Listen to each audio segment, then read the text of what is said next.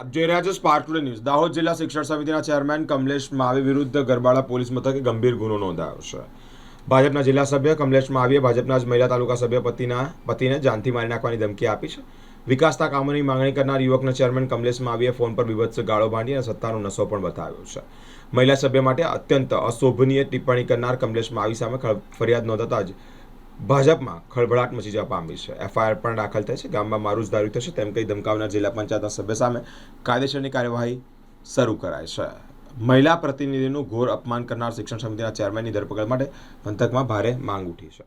મારું નામ ગણાવા વંશિતા છે. હું જરીગુજર ગામની છું. અમારા ગામના સરપંચ છે શ્રી નર્મદાબેન માવી, પર એમનું કામ એમના હસબન્ડ કરે છે કમલેશ માવી, જે અમને અમારા ગામમાં ડરાયા કરે છે. અમારે ગામનું પંચાયત છૂટી પાડવા કહીએ છીએ, એના માટે વારંવાર મિટિંગ પણ કરીએ છીએ, તો પણ એ મિટિંગમાં આવતા નથી અને અમારું ગામ છૂટું કરી આપતા નથી. અને અમે જ્યારે કામ કરાવવા જઈએ છીએ, જ્યારે અમારા ગામના લોકો બીજા લોકો જાય છે તો એમને ધાક ધમકી આપે છે અને ડરાવે છે. અને જે કામો કાગળ ઉપર દેખાય છે એ બહાર ગામમાં દેખાતા નથી. મારું નામ ગણાવા પરેશભાઈ લીંબાભાઈ, ગામ ધીરી ગુજરાત.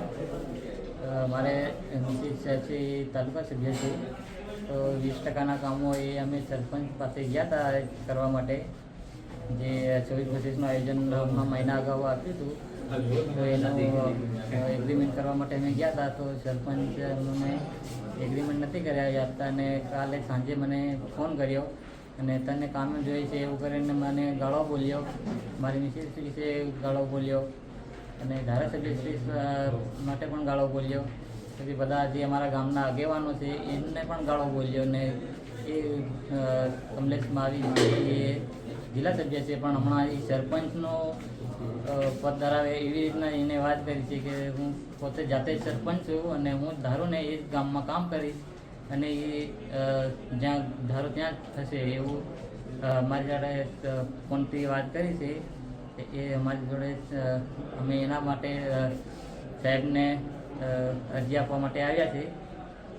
એ અમારી અરજી ધ્યાને લઈને એની ચકાસણી કરવા માટે અમે અહીં બધા આગેવાનો ગામજનો સાથે મળીને આવ્યા છીએ.